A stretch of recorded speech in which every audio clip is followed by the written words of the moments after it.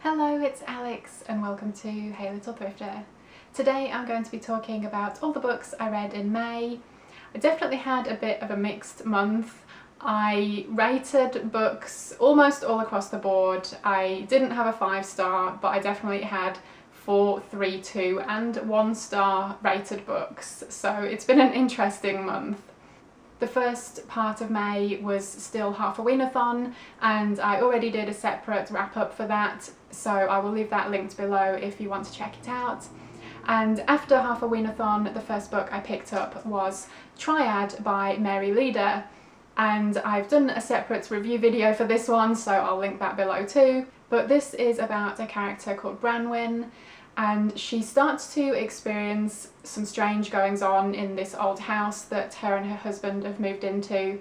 And it starts off as what you might think as being a classic haunted house story, but it definitely has its own thing going on and it goes in some directions that I didn't expect it to. This was a really interesting mix of supernatural, psychological and folklore elements. Really unique read, and I really enjoyed her writing, and I gave this one 4 stars. Next up I read Tamer Animals by Justin M. Woodward. I've been wanting to pick up more indie horror authors, and this one sounded like it would be a fun read. It's about a group of teenage boys who go camping in an area where there's the local legend of something called the Goat Man. Unfortunately, I didn't enjoy this one at all. I ended up giving it 1 star, and you know, I don't like to give negative reviews, especially for indie authors, because I know how important reviews are, but I also have to be honest, and I kind of hummed and hawed about this for a while, both leaving a review on Goodreads and also talking about it here on my channel. You know, part of me is like, if you haven't got anything nice to say, maybe don't say anything at all.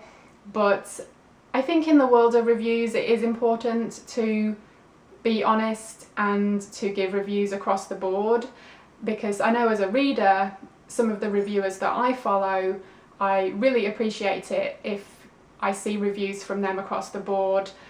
It gives me a better sense of their taste and what they like and dislike, and then where, you know, that crosses over with my likes and dislikes. If I see someone that only gives 4 and 5-star reviews, I feel like I'm only seeing part of the picture. So, Tamer Animals, unfortunately I found it quite boring. It was a slog to get through, quite honestly, and it's not a long book. The teenage boys, that I could see that there was some effort to give them each their own backstory and their struggles that they were dealing with, but they all merged into one for me. I had a really hard time remembering who was who.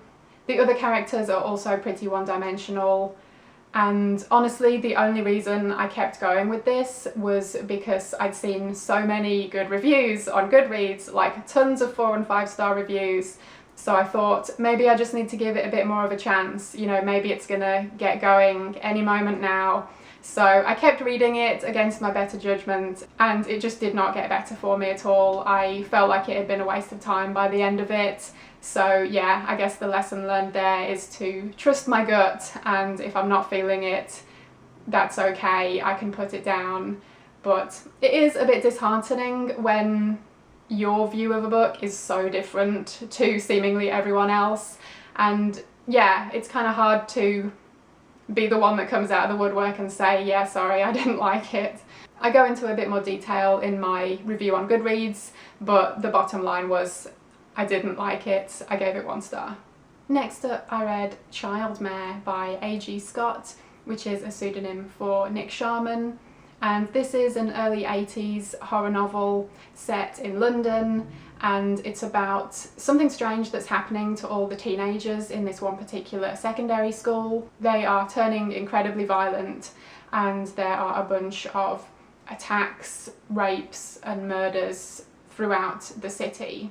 And we are following this from the perspective of the school security guard, Max, who is an American guy who has been implementing security within the school, and he's the main character as he and the other characters around him try to survive and also figure out what's going on and how, if possible, can they stop it. And this was kind of exactly what I expected. It was pretty crazy. It was very 80s with the gender roles and other perspectives, shall we say. But it was good fun. It was fast-paced, action-packed. The main storyline is kind of interspersed with various vignettes of other kind of random characters throughout the city and encounters that they have with these teenagers, and usually not ending very well for these people. And they were all really well done. And there was one in particular about a woman who finds out she's pregnant and she's trying to get home on the tube, but the platform is really crowded. And yeah, it was surprisingly emotional, actually, that particular scene. And also the way that the author wrote the claustrophobic nature of the tube platform was spot on. I lived in London for almost 10 years, so I've definitely experienced that feeling. But yeah, like I said, this was kind of exactly what I expected. It was pretty good. I enjoyed it overall, and I gave it 3 stars. Next up, I reached for a bit of 90s YA goodness, and I went with Mirror Mirror by D.E. Athkins, which has to be the best pen name ever. And this one was one that we didn't actually get in the UK point horror series, but this is one that I picked up ages ago in the US and just hadn't got around to reading yet, so it was high time I did so. And I really quite enjoyed this one. It's a take on The Picture of Dorian Gray, but it is following a teenage girl called Dor, and the painting in the original story is now a mirror that comes into her possession through a strange girl that transfers to her school. So Dor is incredibly beautiful. She's been attending beauty pageants throughout her life. She knows how good looking she is, and one day she just realises how boring her life is and that there must be so much more for her to experience, and because she's so beautiful, she should be able to get what she wants. And so she starts to abandon her boyfriend and her best friend. So if you like reading about unlikable characters, then you might enjoy this one, because she is rather unlikable, but I thought really fun to read about.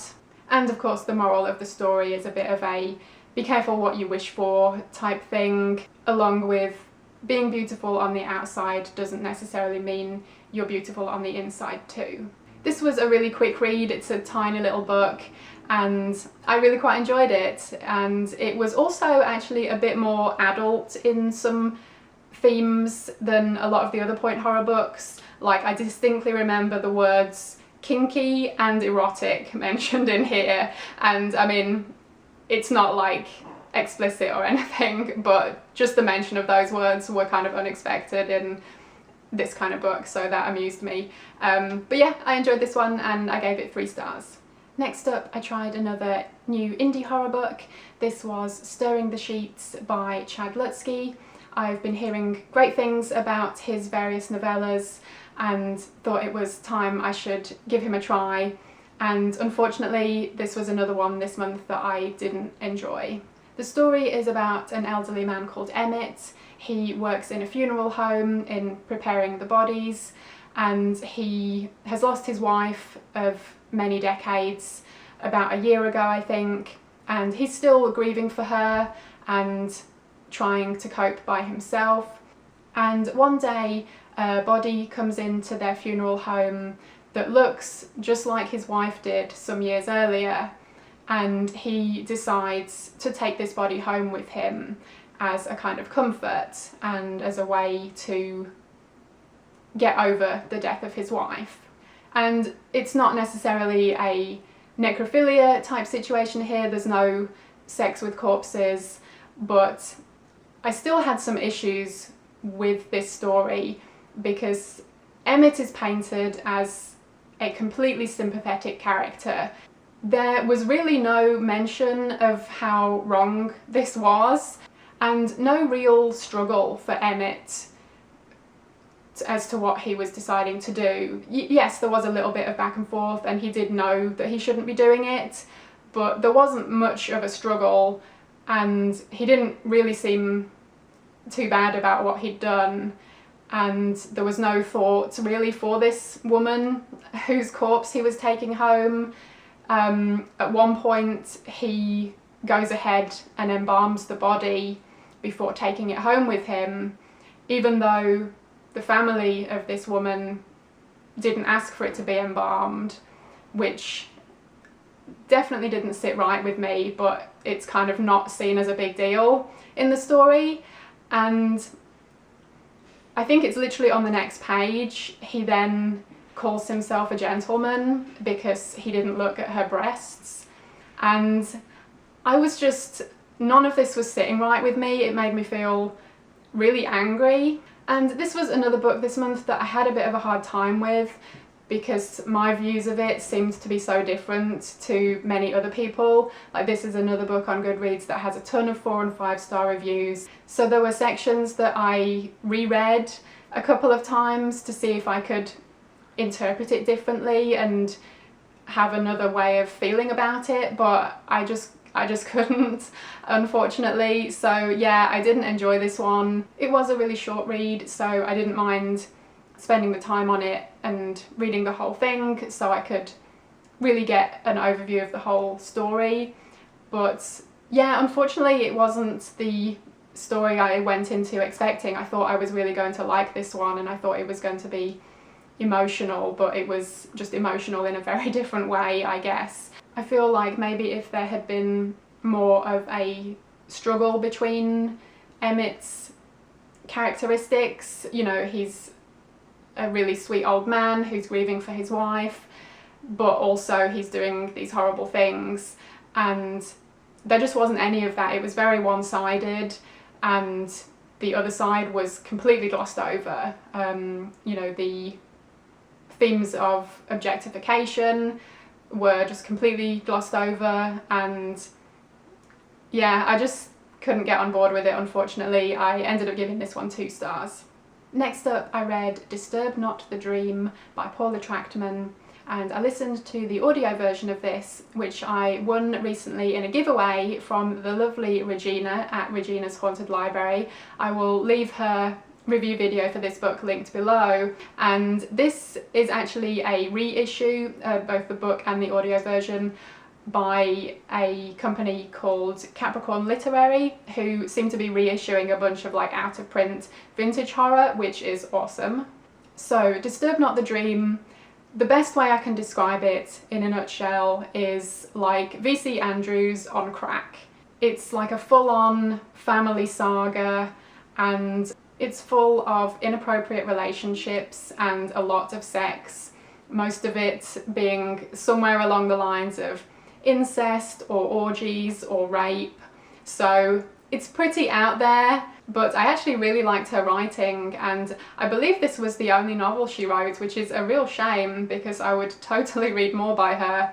The audiobook is narrated by Jenny Bacon, and I think she did an excellent job. There are a lot of characters in this to keep track of, and yeah, she did a great job of differentiating them. And there were a couple of characters whose voices I wasn't a huge fan of, but at least I knew who they were, and yeah, for her to be doing the whole cast herself was actually really impressive and really enjoyable to listen to. So this is a family saga about a wealthy family who go to the Hamptons and they rent out this amazing mansion, but the mansion has a dark past, and there's history of another family many decades previously who were murdered, and this all comes back to play a part in the present day. And yeah, this book is fairly batshit crazy, and I quite enjoyed it, honestly. It was definitely not something that you would probably see published today. It's very of its time, and I was actually quite surprised that it was written by a woman because yeah, a lot of the gender roles and the way these female characters were depicted was pretty like yeah, questionable by today's standards for sure. I ended up giving this 3.5 stars.